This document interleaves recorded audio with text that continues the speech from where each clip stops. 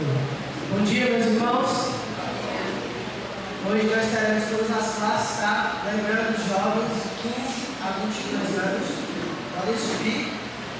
Eu gostaria que os demais já vissem os Romanos.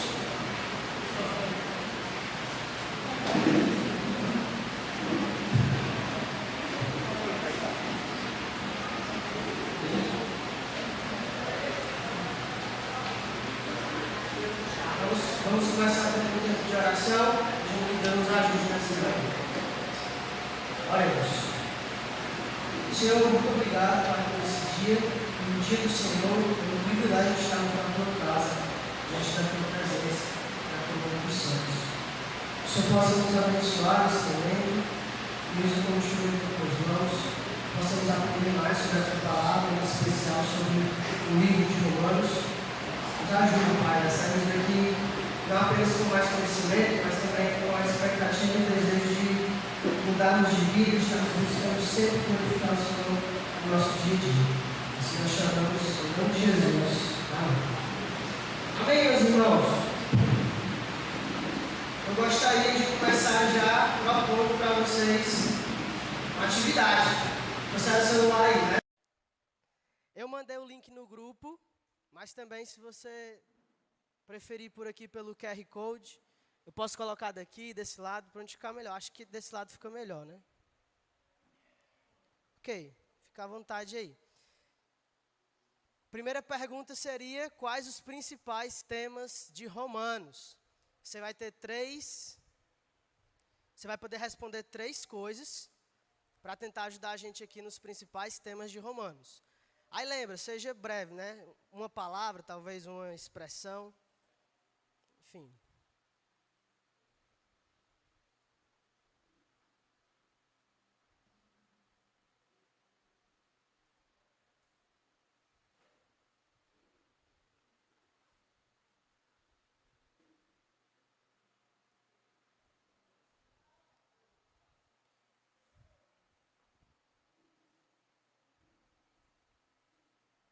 Vocês estão respondendo só com uma ou com 3?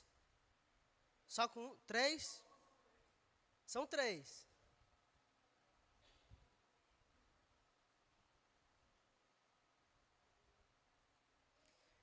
Pense aí, se você tivesse que falar sobre a grande ideia de Romanos, tenta usar 3 palavras ou expressões para resumir Romanos.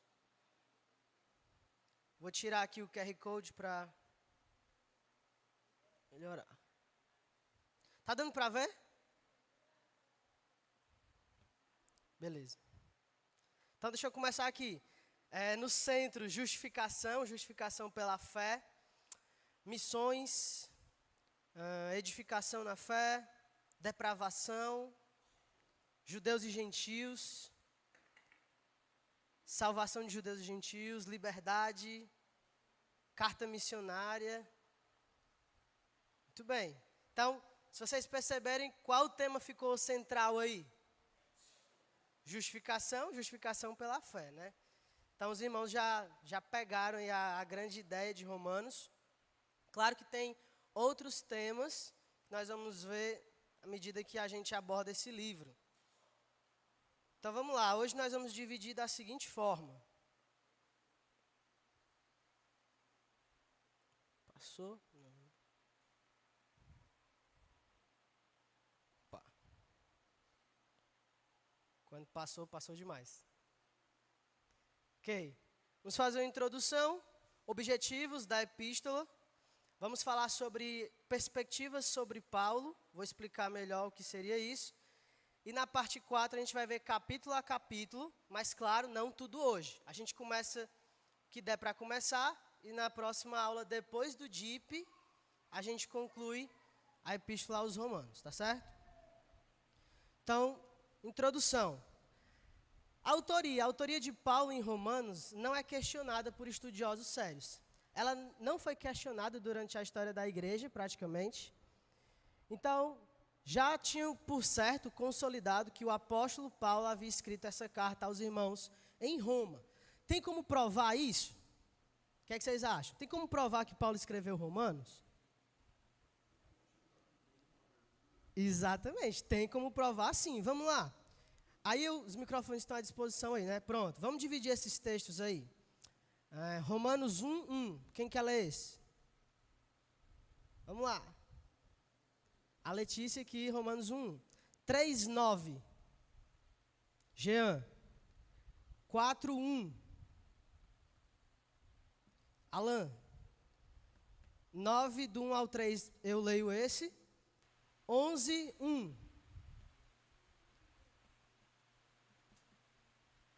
Wesley. 15, versos 15 e 16. Ismael. 16, versos 3 e 4. Irmão Theo. E 16, versos 21 e 22 para fechar. A irmã Adilda levantou a mão? Ok. Beleza, deixa eu já ir para o meu, né? 9, 1 a 3. Podem começar aí, Romanos 1:1. Paulo, servo de Jesus Cristo, chamado para ser apóstolo, separado para o evangelho de Deus. Amém. Então já dá para ver que Paulo escreveu essa carta. 3:9.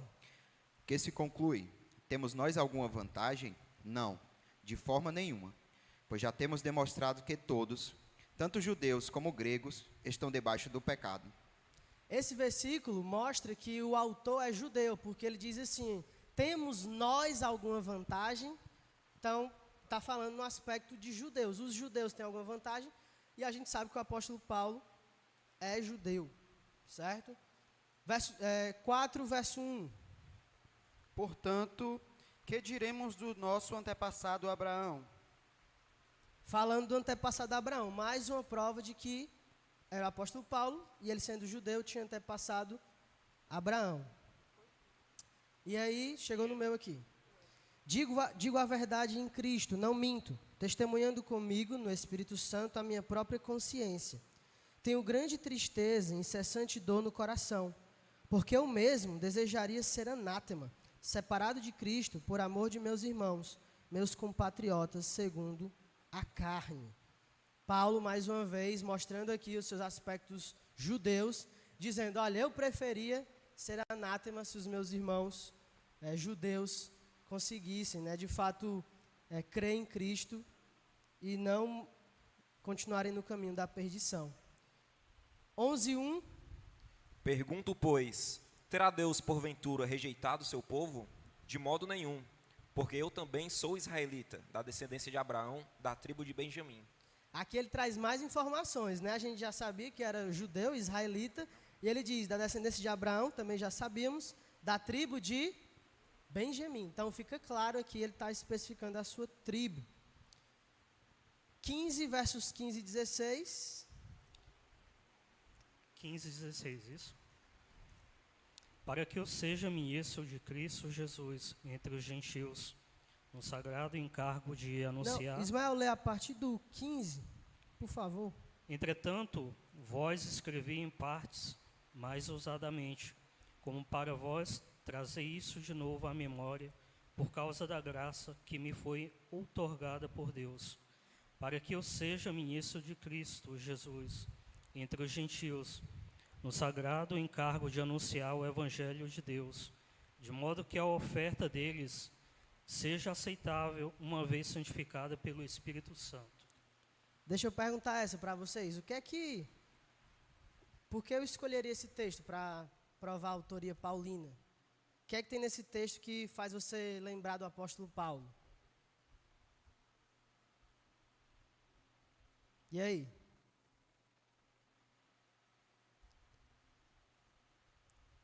Para que eu seja ministro de Cristo Jesus entre os gentios. Ele é conhecido historicamente como o apóstolo dos gentios. 16, versos 3 e 4. Saudai Priscila e Áquila, meus cooperadores em Cristo Jesus, os quais, pela minha vida, arriscaram a sua própria cabeça, e isto lhes agradeço, não somente eu, mas também todas as igrejas dos gentios. Nesse capítulo 16, a gente podia escolher ele praticamente todo, porque Paulo vai fazer as saudações e vai ficar claro que é o apóstolo Paulo quando ele vai citar por nome as pessoas, principalmente aqui Priscila e Áquila, que ajudaram ele no seu ministério, principalmente em Corinto, Então, fica claro também aqui que é o apóstolo Paulo. E os outros versículos que eu escolhi, 21 e 22.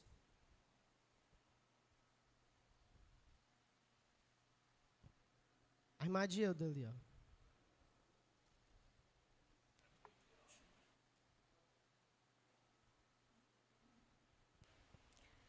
Saúda-vos Timóteo, meu cooperador, e Lúcio, Jasson e Sosípatro, meus parentes. Eu, Técio, que escrevi essa epístola, vos saúdo no Senhor.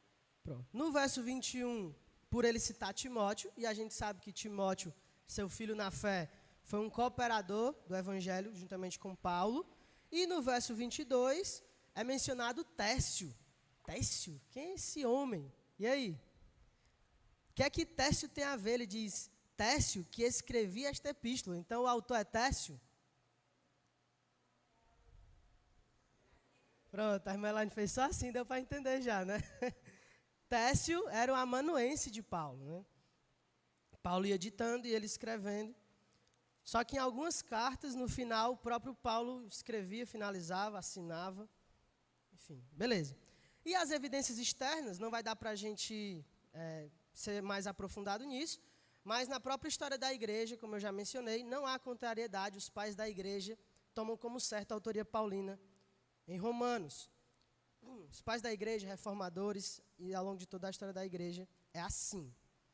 Ok. Destinatários, judeus e gentios que moravam em Roma. Então, é importante a gente lembrar que a igreja em Roma era composta por judeus e gentios. Isso nos ajuda a interpretar vários textos, quando a gente fica, será para quem Paulo está falando aqui? Por que ele parece mudar o público-alvo? Porque ele está falando tanto para judeus quanto para gentios. Isso fica claro nos 3 primeiros capítulos, quando ele vai colocar o judeu no seu lugar, ou seja, de pecador, o gentio no seu lugar, de pecador também, colocar todos sob o pecado e dizer que a justificação é pela graça, por meio da fé em Cristo Jesus. Um pouquinho de história para vocês, né? Paulo escreveu a eles, aos irmãos em Roma, em sua 3ª viagem missionária, por volta de 56, 57 depois de Cristo, da cidade de Corinto, certo? Tem algumas provas, mas a gente não precisa ir lá. Ele vai mencionar um certo homem no capítulo 16, por isso nos faz pensar que foi por volta da 3ª viagem missionária, nesse ano. Ele também cita uma oferta para os irmãos em Jerusalém, então já nos indica que seria também sua 3ª viagem missionária. E é possível que esses irmãos em Roma fossem cristãos com uma boa condição econômica. A gente tira essa implicação, primeiro por Paulo querer a sua ajuda. Ele lembra que ele tem um desejo de ir para a Espanha, ele quer que a igreja ajude, mas apenas isso não diria muita coisa, porque todos os cristãos devem ajudar. Mas também pela localização dessa igreja. Era uma igreja em Roma, provavelmente de pessoas com uma condição econômica mais favorável. E tudo indica que essa igreja não foi fundada por apóstolo algum, e sim por irmãos que estavam lá em Jerusalém, em Atos capítulo 2. Lembra o que acontece em Atos capítulo 2? O dia de Pentecostes. E aí esses judeus que estavam lá, né? Lembra que os judeus têm que ir para Jerusalém pelo menos 3 vezes ao ano. Esse era um dos eventos. Os judeus estavam lá, escutam o evangelho, se convertem, provavelmente voltam para Roma, e aí sim pregam o evangelho e formam a igreja. Então não foi fundada por apóstolo algum, e sim por esses irmãos. E também, em Atos capítulo 7, deixa eu já colocar aqui. Em Atos capítulo 7, nós temos a dispersão após a morte de Estevão. E isso também pode ter levado alguns cristãos a Roma, que era a cidade referência da época, né? Então, tudo isso nos faz acreditar que essa igreja foi formada por cristãos que estavam ou fugindo ou que estavam voltando para os seus lares. E aí, de fato, pregaram o evangelho em Roma, o evangelho foi se espalhando. Um contexto histórico em que o imperador Cláudio baniu os judeus de Roma em 49 depois de Cristo. Ele escreve e ele fala de um certo Crestos, que os seguidores de Crestos estavam gerando problemas no império, e uma coisa que o romano não quer é que afetem a sua pax romana, que afetem a paz da cidade. E aí Cláudio manda os judeus de volta para Jerusalém, para Israel, por conta desse Crestos. E aí você fica, quem é esse Crestos, né? Provavelmente é uma escrita errada do nome Cristo. E faz sentido Cláudio errar esse nome? Faz, por quê? Porque Cristo é um nome grego. E Cláudio provavelmente falava romano, falava latim, digo melhor.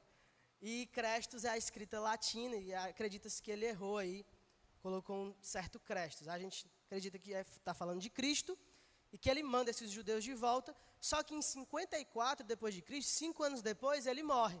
E aí, o que é que os judeus fazem? Voltam para Roma. Então, isso aí nos dá um contexto histórico do que estava acontecendo.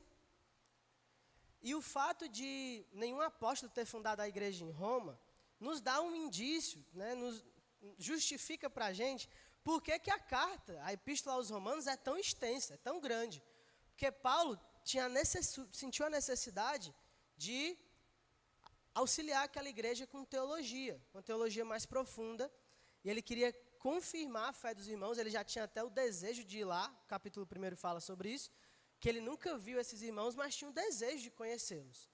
Então, ele queria ajudar aquela igreja com ensinos, boa teologia, provavelmente também porque nenhum apóstolo fundou, então ele queria se certificar da doutrina da igreja em Roma. E aí a gente chega nos objetivos da epístola, mas antes disso, deixa eu mexer com vocês de novo. Quais são os principais objetivos de Romanos? Vocês colocaram os temas, ok.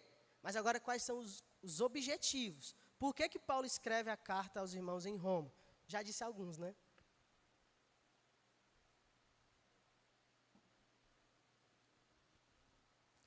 O mesmo link lá, se quiser eu boto o QR Code aqui de novo.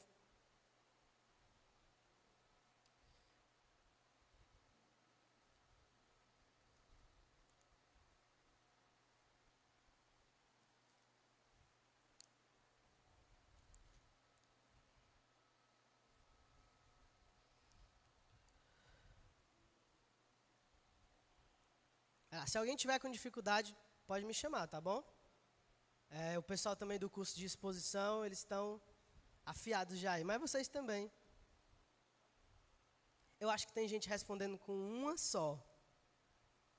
Pode responder com três palavras, tá? Então, o que é que já colocaram aqui? Evangelizar, orientar, capacitar, ensinar. Ok, falar das ofertas, salvação dos gentios, focar na fé pela graça, fortalecer a fé dos irmãos. Muito bem. A viagem missionária, lembraram aqui. Estabelecer as bases da fé. Preparar a igreja de Roma, dar encorajamento. A carta missional. Muito bem. É isso mesmo. Vamos lá, vamos olhar aqui então nos textos. O primeiro objetivo que eu coloquei, não coloquei na ordem, mas objetivo missionário. Vamos lá no capítulo 15. Vocês colocaram também lá na nuvem de palavras. Deixa eu ler a partir do 22. Essa foi a razão porque também, muitas vezes, me senti impedido de visitar-vos. Mas agora, não tendo já campo de atividade nestas regiões e desejando há muito visitar-vos, penso em fazê-lo quando em viagem para a Espanha, pois espero que de passagem estarei convosco e que para lá seja por vós encaminhado, depois de haver primeiro desfrutado um pouco a vossa companhia. Mas agora estou de partida para Jerusalém, a serviço dos santos, porque aprove a Macedônia e a Acaia levantar uma coleta em benefício dos pobres dentre os santos que vivem em Jerusalém. Isto lhes pareceu bem, e mesmo lhes são devedores, porque se os gentios têm sido participantes dos valores espirituais dos judeus, devem também servi-los com bens materiais. Tendo, pois, concluído isto, e havendo-lhes consignado este fruto, passando por vós irei à Espanha. E bem sei que, ao visitar-vos, irei na plenitude da bênção de Cristo. Então, aqui nós vimos dois objetivos, né? O missionário, desejo de Paulo de ir pregar o evangelho onde não tinha sido anunciado ainda, na Espanha. Alguns acreditam que para o mundo daquela época, quando ele fala Espanha, ele estaria falando os confins do mundo, de sua época, né? E tem outro objetivo aqui, que seria o objetivo de levantar a oferta, de auxiliar os irmãos. Provavelmente, os irmãos em Roma também pudessem ajudar nessa oferta. Se não conseguissem, poderiam ajudar na oferta para Paulo chegar até a Espanha. E aí existe um debate, uma questão, se Paulo conseguiu ou não chegar na Espanha. O que é que vocês acham? Quem acha que Paulo conseguiu chegar na Espanha? Levanta a mão. Ixi. Quem acha que Paulo não conseguiu chegar à Espanha? Então, não está fechando a conta. De novo, quem acha que Paulo conseguiu chegar à Espanha? Ninguém? Ok. Eu acredito que ele conseguiu chegar à Espanha, mas é especulativo, não dá para a gente saber. Outro objetivo, o objetivo pastoral, lá no capítulo 1, vamos voltar lá. Ele diz assim no verso 11: porque muito desejo ver-vos, a fim de repartir convosco algum dom espiritual, para que sejais confirmados, isto é, para que em vossa companhia, reciprocamente, nos confortemos por intermédio da fé mútua, vossa e minha. Porque não quero, irmãos, que ignoreis que muitas vezes me propus ter convosco, no que tenho sido até agora impedido, para conseguir igualmente entre vós algum fruto, como também entre os outros gentios. Pois sou devedor tanto a gregos como a bárbaros, tanto a sábios como a ignorantes.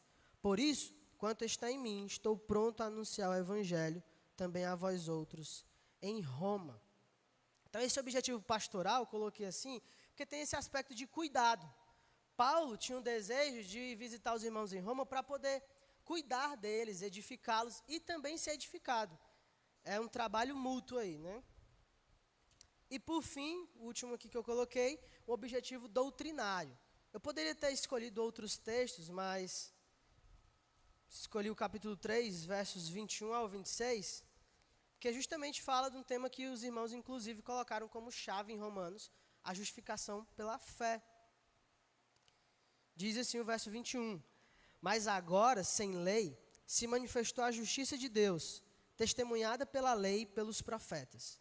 Justiça de Deus mediante a fé em Jesus Cristo, para todos e sobre todos os que creem, porque não há distinção, pois todos pecaram e carecem da glória de Deus, sendo justificados gratuitamente por sua graça, mediante a redenção que há em Cristo Jesus, a quem Deus propôs no seu sangue como propiciação mediante a fé, para manifestar sua justiça, por ter Deus na sua tolerância deixado impunes os pecados anteriormente cometidos, tendo em vista a manifestação de sua justiça no tempo presente, para ele mesmo ser justo e o justificador daqueles que têm fé em Jesus Cristo. Então você percebe que isso aqui é uma explicação mais detalhada do evangelho, da justificação pela fé.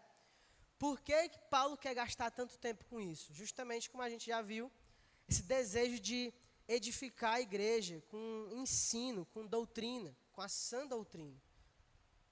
Esse é um dos objetivos paulinos. E os irmãos, eu acredito que colocaram esses 3 lá na nossa atividade. Ok. Até aqui, tudo certo? Amém.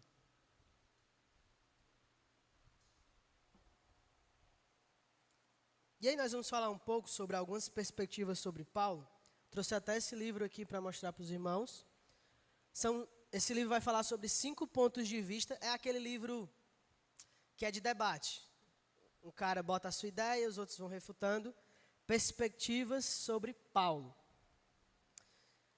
Qual é a ideia?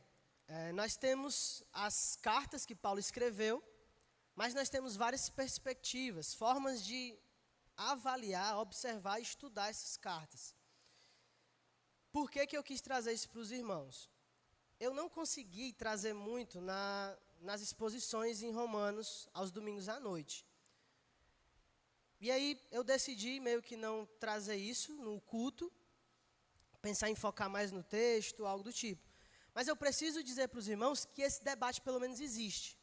Por quê? Porque está chegando, acredito que já chegou muito no Brasil sobre isso. Eu vou citar alguns nomes e vocês vão perceber. Eita, eu já vi um livro desse homem e circula aqui. E eu não tenho problema com isso. Na verdade, eu sou a favor que os livros circulem. Agora, a gente precisa proteger a nossa igreja de falsos ensinos. Então, não tem problema nenhum você ler. Agora, você tem que ler com aspecto mais crítico. Deu para entender a diferença? Então, não tem problema nenhum ler.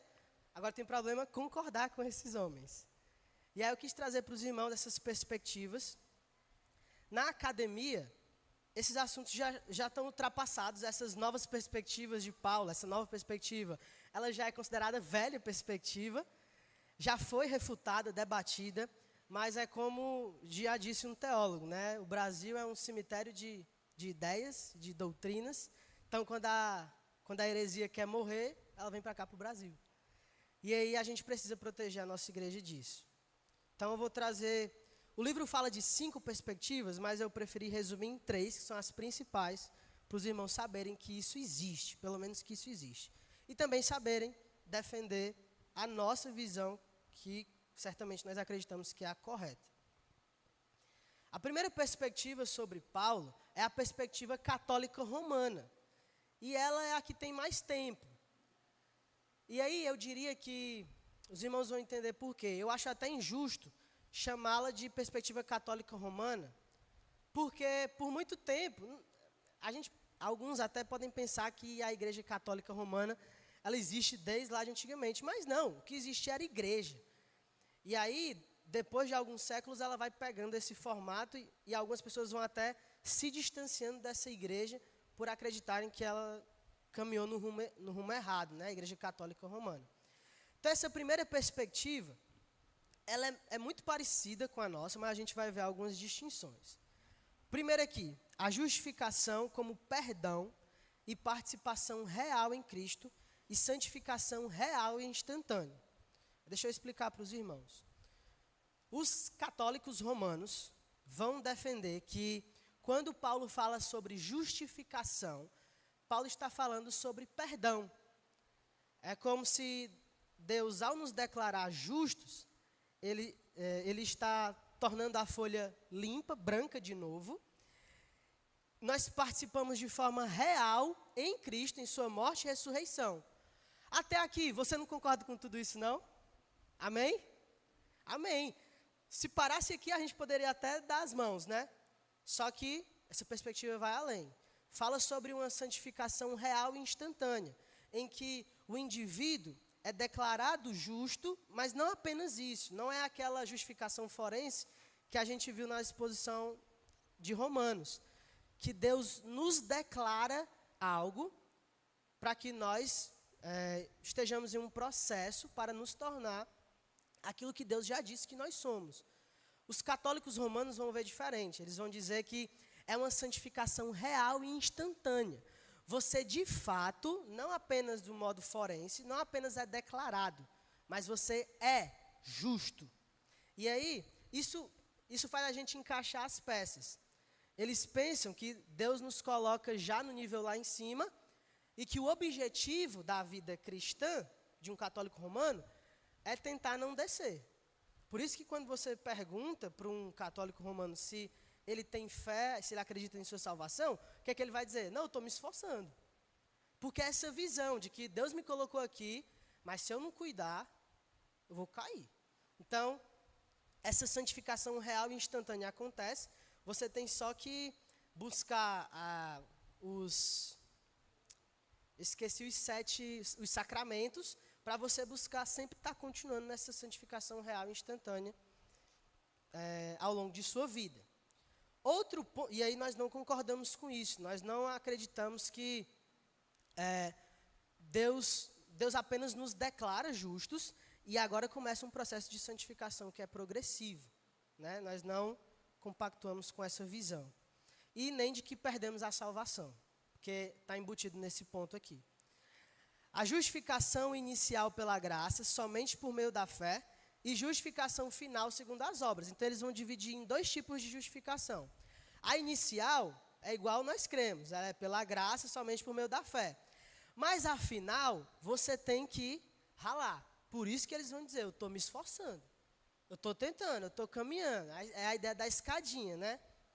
Então, eles acreditam que Deus vai julgar, no final das contas, segundo as obras.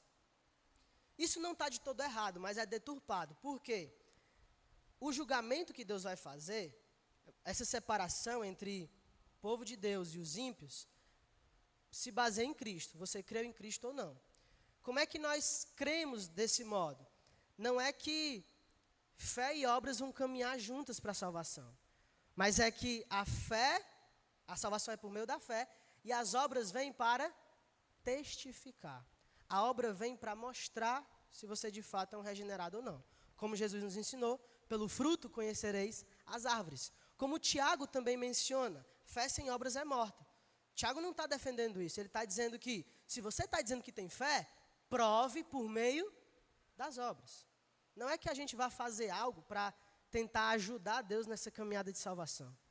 É que tudo que a gente faz é em gratidão a Deus, como um chamado que Ele nos faz. Efésios vai falar sobre isso. As boas obras que Deus preparou de antemão para que andássemos nelas. Então, isso aqui é heresia. E eles vão fazer uma diferença também entre obras da lei e boas obras. Quando Paulo condena as obras da lei aqui em Romanos, os católicos romanos vão dizer que é o seguinte: Paulo não está condenando as pessoas que buscam fazer boas obras para auxiliar no processo da salvação. Paulo está condenando esses judeus que confiavam nas leis dietéticas, nas leis alimentares, no sábado e em alguns aspectos da Torá para a salvação. Então, eles vão dizer que Paulo não está rejeitando as boas obras para a salvação. Ele está rejeitando essas obras legalistas dos judeus que faziam com que os judeus pensassem que eles eram os únicos que podiam herdar a salvação. Então, ao fazerem essa diferença, aí eles se abraçam às boas obras. Deu para entender, meus irmãos, essa perspectiva? Ela é bem tradicional. Se você já conheceu, conviveu com um católico, provavelmente ele já falou algo do tipo, mesmo sem saber de onde vem. Certo? Então, essa é a perspectiva católica romana. Nós acreditamos que ela está errada. E aí eu quero perguntar para vocês, por que essa perspectiva está errada? E aí você pode escrever um texto um pouquinho maior, tá bom? Eu vou ler aqui só alguns dos que aparecerem, para ver se os irmãos entenderam por que essa perspectiva, onde ela erra e por quê.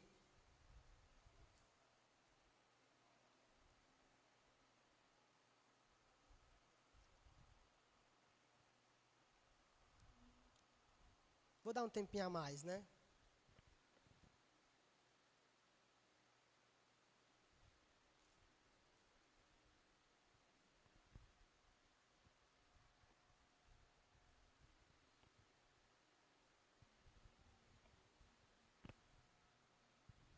Salvação pelas obras e não pela graça. No final das contas é isso. Eles não vão dizer que é isso, eles vão dizer que é pela graça e as obras vêm para fazer um combo, né? Mas no final das contas, ou é tudo ou é nada. Se você não acredita que a salvação é pela graça, você está adicionando coisas, está fazendo exatamente o que Paulo condenou que os Gálatas faziam. Vocês estão abandonando Cristo e voltando para as práticas judaizantes. Porque a antibíblica foi sucinta aqui, né? Porque a justificação é somente pela fé, porque ela concede ao ser humano participação ativa em sua salvação, exatamente isso. Responderam por quê? Sim. Não depende de quem quer ou de quem corre, mas sim de Deus a sua misericórdia. A salvação é alcançada unicamente por meio de Cristo. Ela quebra a ideia do processo de santificação. Ela meio que engloba a santificação já na justificação, né?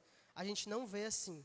A gente vê que a justificação leva à santificação. Aquele que foi justificado, a grande prova disso é que ele vai buscar uma vida de santificação. Mas não para ajudar Deus em algo que está inacabado, mas porque ele foi chamado para isso.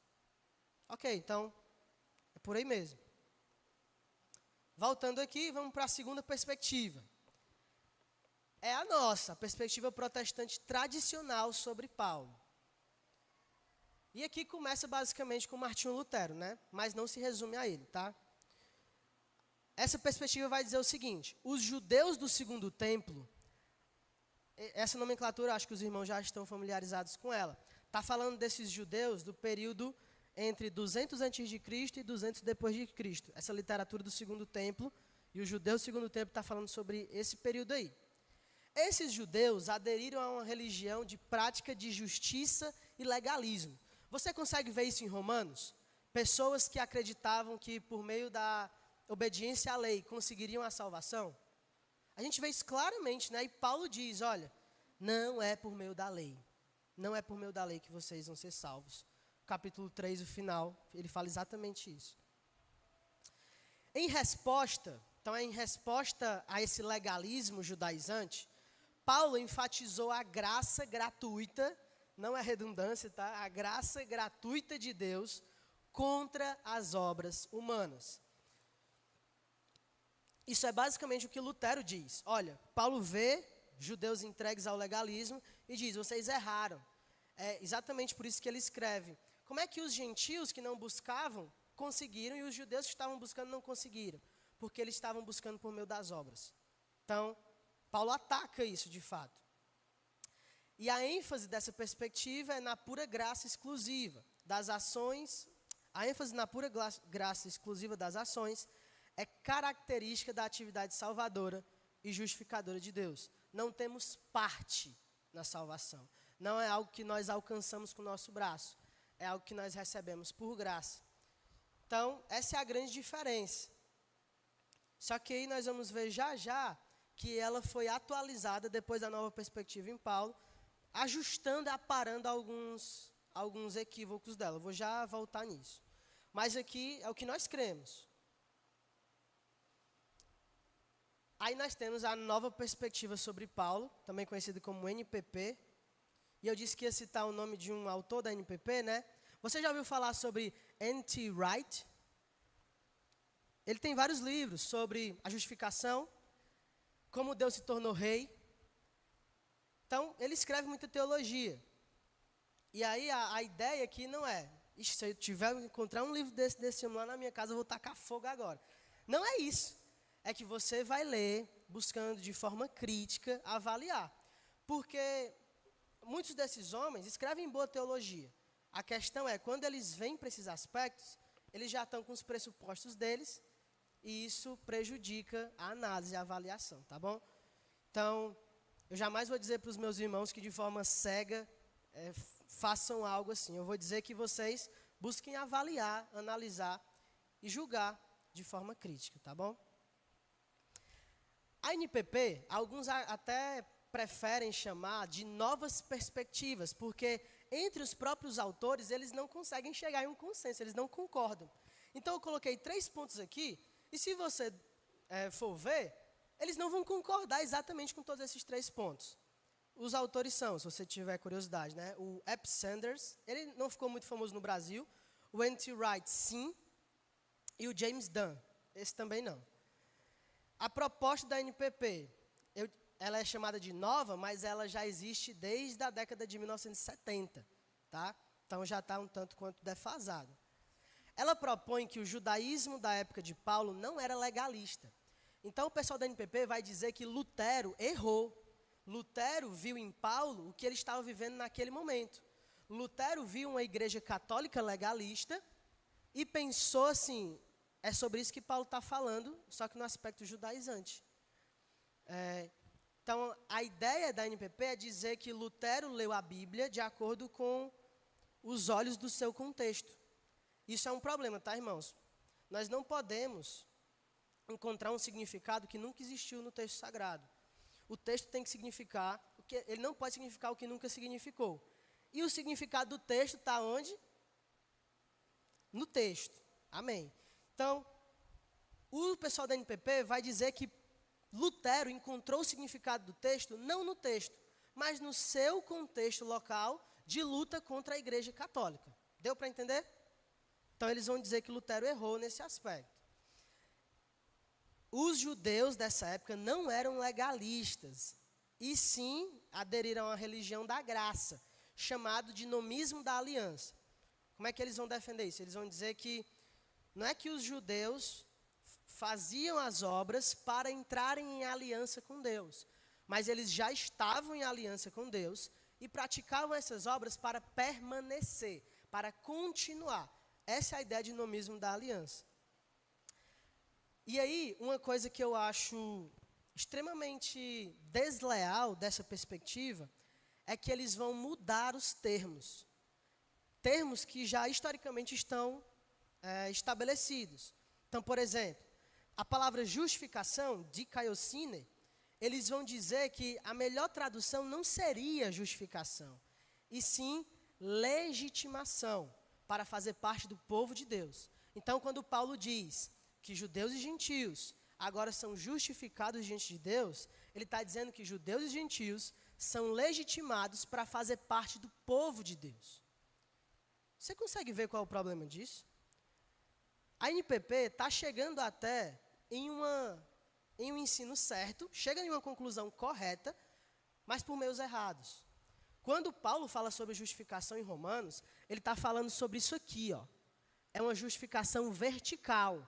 É a minha posição diante de Deus, que era de inimigo para agora amigo, que era de rebelde para agora justificado. O pessoal da NPP vai dizer, não, a justificação em Paulo não é assim.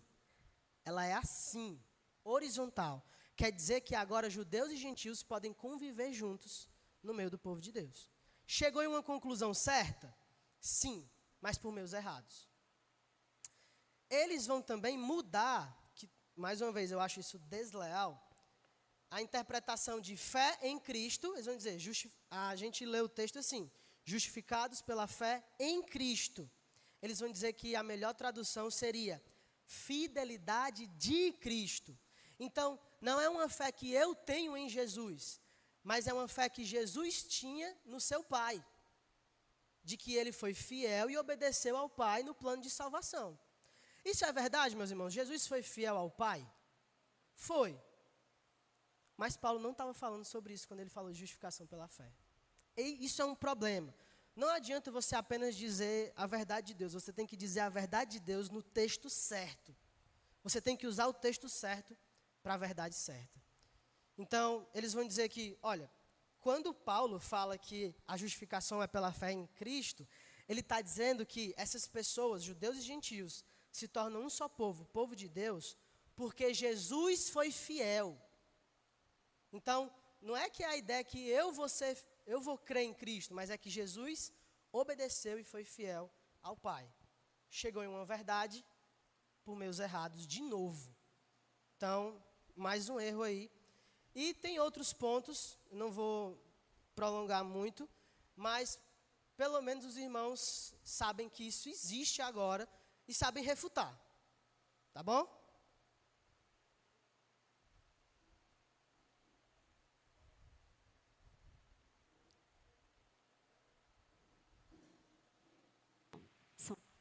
Thales, eu tenho uma pergunta. Você disse que essa nova perspectiva começou a ser disseminada na década de 70. Pensando em termos contextuais da época, o que foi que talvez motivou esses autores a ter essa perspectiva? Teve algum movimento teológico ou social que incentivou eles a ter essa perspectiva? Não que eu tenha ficado sabendo, sabe? Como foi nos Estados Unidos, pode ter sido algum contexto lá da época, do local, né? Mas ela já chega para nós dessa forma e eu nunca fiquei sabendo por quê, qual seria a motivação deles.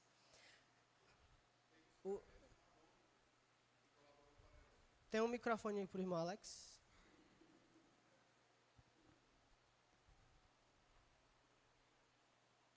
Mas eu vou já dizer para vocês que ela não está de todo errada, tá? E ela fez com que a nossa fosse atualizada. Vou já dizer, irmão Alex. No caso, teve os fragmentos do Mar Morto, que foram achados bem nessa época, né? Uhum. Até antes mesmo. Foi na década de 60, a partir da década de 60, que foi achado esses manuscritos e foram encontrados ao longo dos anos. que trata muito da história, inclusive do povo judeu, tratando eles como não como uma unidade fixa, né, todos eram legalistas, né? Assim como no cristianismo existem também diversas formas de cristãos, no judaísmo também. Muito bom. O irmão Alex lembrou a questão dos manuscritos, né? E o ponto que eu ia comentar, exatamente esse. A nova perspectiva, ela tem um ponto positivo, que é nos ajudar a perceber que não dá para falar de um tipo de judaísmo. Não existe um judaísmo, existem vários judaísmos, no plural. Então, existiam sim judeus legalistas, existiam sim judeus justos e piedosos. Dá para a gente lembrar de vários. Lembra de Simeão? Ele recebeu uma promessa de Deus de que não morreria antes de ver a salvação de Deus, o Messias. Então, não é uma massa só, sabe? É uma pluralidade de judaísmos, ok? Então, a nova perspectiva vem para nos ajudar em relação a isso. E ela corrige esse aspecto da perspectiva tradicional protestante. Não é que existiu apenas os legalistas, existe uma pluralidade. E aí eu já quero aproveitar para que vocês contribuam aqui. Por que a NPP está errada? Vai lá.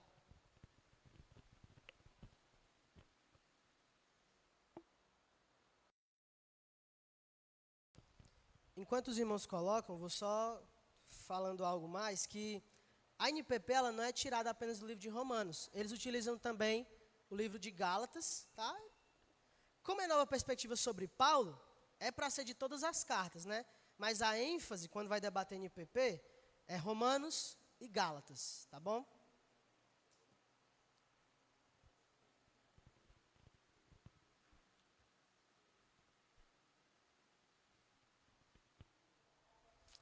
Porque apresenta interpretação extratextuais, os meios estão errados, é verdade, chegam até em conclusões ok, mas por meios errados. A NPP está errada porque distorce a doutrina bíblica da justificação, amém, é verdade. Ao subestimar o pecado original e ao reinterpretar a justiça como pertencimento ao pacto e não como... E aí as 200 palavras não deixaram o irmão terminar, né? Mas é isso aqui mesmo. Ela fala sobre justificação como pertencimento ao pacto e um povo de Deus, quando na verdade está falando de um relacionamento com Deus vertical. Porque as verdades bíblicas precisam ser analisadas dentro do texto bíblico, é verdade. Porque distorce a mensagem, trazendo uma interpretação equivocada, sim. Justificação horizontal ao invés de vertical. É isso aí, meus irmãos. Estão certos. E aproveita que você está aí, já tem mais uma. O que podemos atualizar na perspectiva protestante sobre Paulo? Que é a nossa. Onde foram cometidos excessos e que a gente pode melhorar. Onde é que a gente pode melhorar a nossa visão?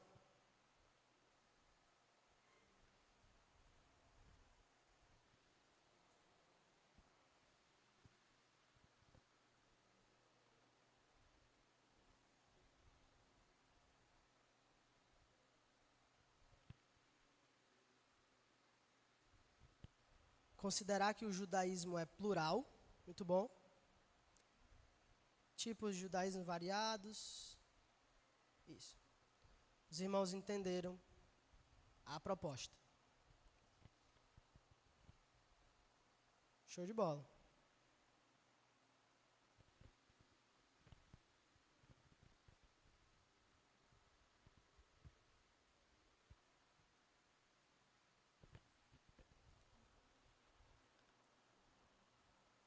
Ok.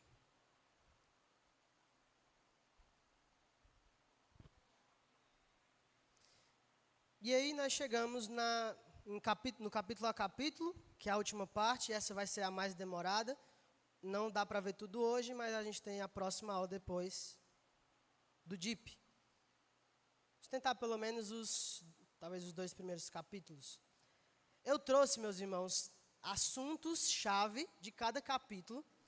E eu queria que se você pudesse anotar, ou fosse grifando na sua Bíblia, Porque a minha ideia é que pelo menos quando alguém fale assim, ó, em Romanos, em tal capítulo, você tenha pelo menos 2 assuntos em mente desse capítulo. É o que eu tento fazer, foi o que eu tentei fazer no livro de Romanos.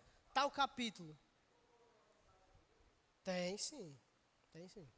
Então, capítulo 1, tem que ter pelo menos ou 2 textos, 2 referências, né? Ou 2 assuntos que você vá lembrar, né?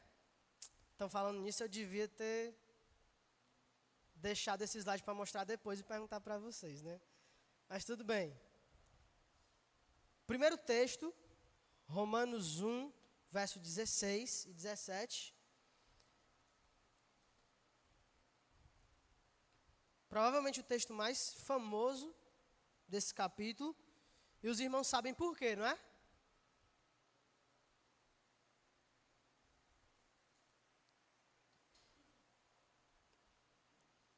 Ok, é porque Lutero, ao ler esse texto, né, Deus mostrou para ele que a justificação é por meio da fé. E ao ler a luz de velas, ele encontrou a luz do mundo, né? 16, pois não me envergonho do evangelho, porque é o poder de Deus para a salvação de todo aquele que crê, primeiro do judeu e também do grego, visto que a justiça de Deus se revela no evangelho de fé em fé, como está escrito, o justo viverá por fé. E aí uma citação de Abacuque. A minha proposta não é expor de novo o texto, é só trazer alguns pontos centrais para lembrar os irmãos. Primeiro ele menciona que o evangelho é um poder de Deus, né? A ideia da palavra dínamo, que envolve tanto essa espécie de um poder de fato, mas um poder para quê? Um poder capacitador, essa ideia de capacitação. O evangelho é o poder de Deus, ele capacita, faz com que os homens sejam salvos. E ele menciona também que a justiça de Deus é revelada no evangelho. E a defesa que Paulo está fazendo, ele está dizendo por que ele não se envergonha do evangelho. E aí ele traz tudo isso, né? Então, o justo viverá por fé, de fé em fé, o justo viverá por fé, né? Ok. Então, Lutero leu isso, percebeu que ele não seria salvo por obras, e sim por meio da fé. Outro texto é a depravação dos homens, e aqui Paulo está sendo geral, nos capítulos seguintes ele vai enfatizar judeus e gentios, mas aqui ele está sendo um tanto quanto abrangente. Deixa eu ler com os irmãos. A ira de Deus se revela do céu contra toda impiedade e perversão dos homens, que detêm a verdade pela injustiça. Porquanto que de Deus se pode conhecer, é manifesto entre eles, porque Deus lhes manifestou. Porque os atributos invisíveis de Deus, assim o seu eterno poder, como também a sua própria divindade, claramente se reconhecem desde o princípio do mundo, sendo percebidos por meio das coisas que foram criadas. Tais homens são, por isso, indesculpáveis. Paulo está deixando claro, olha, todos são indesculpáveis, porque viram a Deus, olharam para a criação de Deus e preferiram adorar a criatura ao invés do Criador, e aí todos os homens se depravam. O Claudio tinha pedido os slides, aí eu fiquei pensando agora, será que é porque não está dando para ler? Mas está de boa, né? Beleza. Só está na frente aqui da irmã lá. Outros textos, né, que eu separei, o juízo de Deus. E aí, Deus vai julgar de fato, e tem um juízo eterno preparado para esses homens que se rebelaram contra Deus e não creram em Cristo. Mas também Deus tem um juízo já para agora, já para os dias atuais. Deus vai entregar o homem, e aí são esses versos aqui. Verso 24, por isso Deus entregou tais homens à imundícia, pelas concupiscências de seu próprio coração, para desonrarem o seu corpo entre si. Então o homem rejeita Deus, Deus entrega o homem aos seus próprios pecados. E aí, enquanto o ímpio pensa, nossa, que bom, né, eu que sou livre, nós, pela perspectiva divina, conseguimos perceber como você é escravo do pecado e aí Deus está te entregando a si mesmo. Meus irmãos, Deus entregar o homem a si mesmo não é liberdade, é prisão. Verso 26. Por causa disso, os entregou Deus a paixões infames, porque até as mulheres mudaram o modo natural de suas relações íntimas por outro, contrário à natureza. Mais uma vez, o que chamam de liberdade, Deus está dizendo, olha, eu entreguei essas pessoas às paixões infames. E o 28. E por haverem desprezado o conhecimento de Deus, o próprio Deus os entregou a uma disposição mental reprovável para praticarem coisas inconvenientes. Ok. Algum irmão quer citar algum texto do capítulo 1, falar sobre algum tema, algo do tipo? Pode ficar à vontade, tá bom? E também dos outros capítulos também, quando a gente for seguindo. Ah, Taz, eu queria falar sobre esse versículo. Não tem problema, tá certo? Ok. O capítulo 2, e aí a gente conclui nesse, vai mostrar essa divisão que eu falei para os irmãos, judeus e gentios sob a mesma condenação. Começa com os gentios. Verso 1. Portanto, és indesculpável, ó homem, quando julgas quem quer que sejas, porque no que julgas a outro, a ti mesmo te condenas, pois praticas as próprias coisas que condenas. E o verso 12. Assim, pois, todos os que pecaram sem lei, também sem lei perecerão. E todos os que com lei pecaram, mediante lei, serão julgados. Mostrando a distinção, né? Quando ele fala sem lei, está falando de gentios, por não terem o Antigo Testamento. Quando ele fala aqueles que tinham a lei, está falando dos judeus. E os judeus também estão sob condenação. 17. Se, porém, tu, que tens por sobrenome judeu, repousas na lei, te glorias em Deus. E aí ele vai citando, que a gente não vai conseguir ler aqui. Aí olha lá o 23. Tu, que te glorias na lei, desonras a Deus pela transgressão da lei? Paulo fazendo uma retórica aqui contra os judeus, que se gloriavam na lei, mas transgrediam a lei de Deus. E nessa última perícope do capítulo 2, ele vai falar do verdadeiro israelita, né? Ele vai mostrar a diferença entre a circuncisão da carne, que é externa, e a circuncisão do coração, que é a transformação interna que apenas Deus pode fazer. Olha o 29. Porém, judeu é aquele que o é interiormente, e circuncisão, a que é do coração, no espírito, não segundo a letra, e cujo louvor não procede dos homens, mas de Deus. Então, isso mostra que Deus tem chamado um povo, não circunciso na carne, mas circunciso no coração. E é isso que, essa é a proposta de Deus para a igreja, né? Ele vai transformar corações para que eles possam fazer parte do seu povo. E isso não anula o que Deus vai fazer com os judeus, com Israel étnico, futuramente, tá certo? Nós não acreditamos que a igreja substitui Israel. Amém? Então a gente finaliza aqui. Na próxima aula, veremos dos capítulos 3 até o 16. E a gente conclui o panorama de Romanos. Vamos orar? Senhor, muito obrigado por esse tempo. Nos ajuda a desejar cada vez mais aprender sobre a Tua Palavra.